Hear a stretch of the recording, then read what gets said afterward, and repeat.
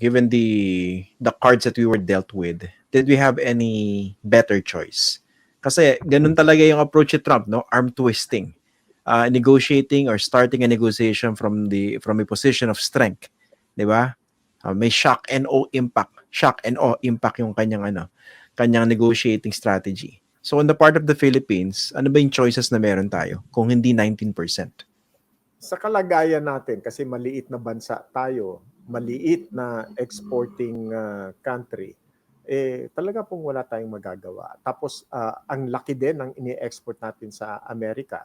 Kung sasabihin natin na wag nating tanggapin yung 19%, saan mo dadalhin yung mga produkto mo? So ngayon, dapat makita na rin natin, maraming mga bansa sa mundo ngayon ang nagkakaisa. Meron na po silang mga bilateral at saka multilateral na trading relations without the US. Pero sa Pilipinas, mukhang monolithic yung ating trading policy. Amerika lang, meron din, of course, no, ang China, kasi napakamura talaga ng mga produkto sa China at doon din ang gagaling ang mga ini-import ng Amerika. Meron din tayong mga produkto na ini-import natin galing sa Japan at sa European Union, pero talaga pong hindi pantay ang mas mabigat, mas malaki ang kumpas ng Amerika pagdating po sa relasyon na ito. Okay. Wala tayong choice. Pero in terms of competitiveness ng ating merkado, no? Kasi yung ibang mga karatig bansa natin, mas mataas yung inimpose na taripa ng United States. Pero kunwari, nag-export tayo ng produkto sa Amerika, tapos 19% yung taripa. Kumusta naman ba yung competitiveness ng produktong i-export natin dun sa American market? Kaya ba makipagsabayan? Kasi it will redound to that, di ba? Meron bang bibili ng produkto? Kasi ultimately, ipapasa naman yan sa consumer sa Amerika. Kung competitiveness ang pag-uusapan, parang uniform yung mga produkto na minamanufacture natin dito para lang nagkakaroon lang ng diversity, no, yung mga importer sa Amerika. Halimbawa, importer ng mga semiconductor. Hindi tayo unique sa manufacture. Wala tayong uniquely manufactured only in the Philippines. Kaya sabihin ba natin na tumaas ang ating taripa, maaaring ang mga importer sa Amerika ay maghahanap ng mas mura pa. Okay, mag-iisip na sila, saan ba sila makakakuha ng mas murang mga produkto na pareho lang ang kalidad o mas mataas pa ang kalidad. Hindi po ganun ang ating trading position. Hindi po strategic. Hindi ito yung tipong tayo lang ang nagpo-produce nito kaya wala silang choice. Meron po silang choice eh. At tayo naman, nahihirapan tayo na humindi dahil ang merkado natin ay limitado rin. So, pagdating sa mga options, pagdating doon sa mga alternative markets, kailangan yan ang ating umpisahan gawin kung hindi pa natin nauumpisahan. Dapat yan ang ating maging layunin ngayon. Alternative markets at saka alternative products. Hindi lang po pwede yung kung ano yung binibili sa atin ngayon, yun lang ang ating ipoproduce. Sa ngayon po, yan ang pinakamalaking problema natin. Kayang-kaya tayong palitan ng iba. Okay. Ngayon, sabihin natin, huling punto na lang. Sige 19% tayo. Mas mababa kesa sa Vietnam. Ang Vietnam yata nasa 20 or something, ano? I think 20. Pero ang equation na ginagamit ng US ay magkano ba ang ine-export mo sa kanila at magkano ini-import mo. So halimbawa, kung madagdagan natin ang ating export sa kanila, pero kukunti naman ang bibilhin natin, madadagdagan din ang ating 19%. Madaling magalaw yan. Remember, okay. this is economics eh. This is basically ito ang hakbang ng Amerika para maging pantay ang kanilang trading relations sa mga iba't ibang bansa. So yung kanilang trade deficit, ito ang nagiging basis ng ating taripa. Taasan natin ang ating export sa kanila kasi mas mura tayo, babawian naman tayo sa pagtataas ng taripa. Yun nga po, paki-explain din yung trade deficit na yan, yung imbalance na gustong ipantay supposedly ni Trump, no? Does it make sense to use that approach with a trading partner whose market is much smaller than yours? Actually, like I said, it doesn't make economic sense, no, na gawin yung deficit natin as the basis para mag-establish ng taripa. Ang ating trading relations is based on saan ba tayo makakakuha ng pinakamura at saan din tayo makakapagdala ng mga produkto na in demand ang ating produkto. Ngayon, pag-uusapan nating mabuti kung magkano ang taripa na ipapataw natin sa isa't isa. At hindi po ito dahil sa tayo ay may deficit. Lahat po tayo, siguro sa ngayon, China ang pinakamalaki ang trade surplus sa buong mundo dahil ang mga Amerikanong kumpanya ay dinala ang kanilang mga factory sa China. Kasi 'di ba nag-automate, no? Yan ang isang pinakamalaking bahagi ngayon, dahilan kung bakit kayang-kaya ng i-export ang kanilang o i-transport ang kanilang mga factory sa iba't ibang bansa. Kasi na-uniform na ang kanilang assembly lines, no? Na-uniform na ang kanilang production line. Kaya maski saan mo dalhin yung kanilang mga makina para pareho ang kanilang disenyo, hahanapin nila kung saan mas mura nila ma-operate ang mga makina na yan para mag-produce ng mga para magkaroon ng mga produkto na dadalhin din nila sa Amerika.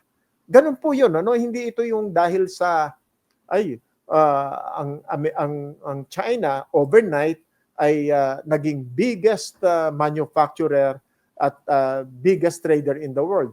Malaki po ang contribution ng mga American, mga European, even Japanese companies na nagpunta sa China para itayo doon ang kanilang mga factories. So ngayon, pagka dinala yung mga produkto na yan, pagdating sa Amerika, hindi po yan American product. Yung isang smartphone na sikat sa buong mundo, karamihan po dyan, siguro 90% nila ay gawa sa China. Pagka dinala nila sa Amerika, mas mura. So ngayon, pagka ginawa nila sa Amerika yan, mas mahal ang bentahan sa merkado ng Amerika. Oo nga, baka yung binebenta ng 80,000 o 90,000, baka dumoble dahil magmamahal yung buong proseso kung dadalhin lahat yung paggawa sa Amerika, no? Apple ang pinag-uusapan po namin. Okay.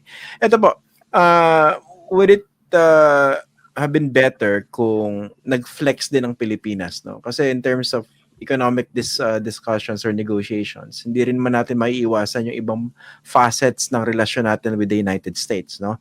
Alam natin kung gaano tayo ka-strategic as a location in terms of a geopolitical partner sa United States. Ito, di ba, kasama sa kanilang discussions yung military aspect. Magtatayo raw ng ammunitions hub sa Pilipinas. Tapos, syempre, yung mga deployment ng mga US weapons dito sa Pilipinas. Pwede bang gamitin yun na parang bargaining chip? Teka, parang hindi nyo kami tinatrato ng maayos dito sa economic negotiations natin eh. Paano kung mag-flex kami dito sa ibang aspekto? Ano po ba tingin nyo ron? May historical basis yan, Christian. Ang tatay ni Bongbong, no, si Ferdinand, ginamit ang military bases as a leverage doon sa pagkuha ng military assistance sa Amerika. At ang panakot nila noon ng unang Marcos ay under negotiation ng military bases. Pagka hindi nyo kami tinaasan ng aming military assistance o ng aid to the Philippines, hindi namin ipapasa itong military bases agreement.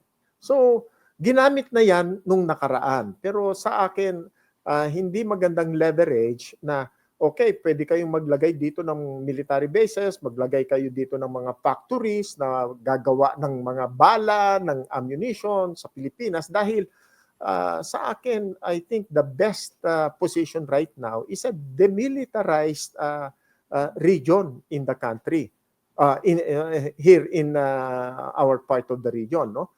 I-demilitarize ang West Philippine Sea or ang South China Sea, tigilan na po yung parang nag-aambaan sila na pagka kinanti mo ako, lalaban ako, at wala pong mananalo dyan. Lalo na ngayon, mukhang ang nagiging posisyon ng Pilipinas ay mag-militarize, pagandahin ang ating, palakasin ang ating militar laban sa China. Mukhang hindi po magandang leverage na gamitin yon. Pero tingnan natin ang experience halimbawa ng Indonesia. Indonesia was also given 19%. Meron bang EDCA sa Indonesia? Wala pa akong naririnig na visiting forces agreement sa Indonesia o military base sa Indonesia. Pero pareho lang ang kanilang tariff rate.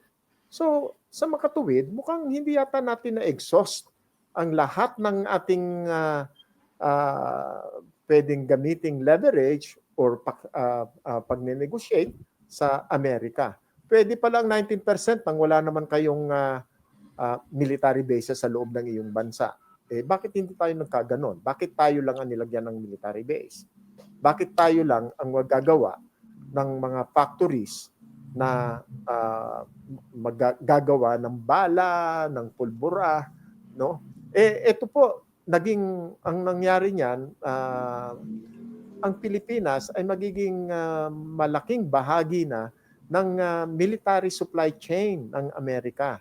Kung may mga gera ang Amerika na na-involve ang Amerika sa isang digmaan, kayang-kaya po, posible na ang Pilipinas din ay gatargetin ng mga nakakalaban ng Amerika. At mukhang marami na pong nakakalaban ng Amerika sa buong mundo ngayon. So, hindi po maganda na sabihin na okay, gamitin nyo ang aming bansa para magtayo ng military bases o kaya magkaroon kayo ng ammunition manufacturing factories dito sa Pilipinas at bigyan mo kami ng 1%. Mukhang malayong-malayo po ang 1% na discount sa atin. No? 19% versus 0, mukha pong nalugi ang Pilipinas dito.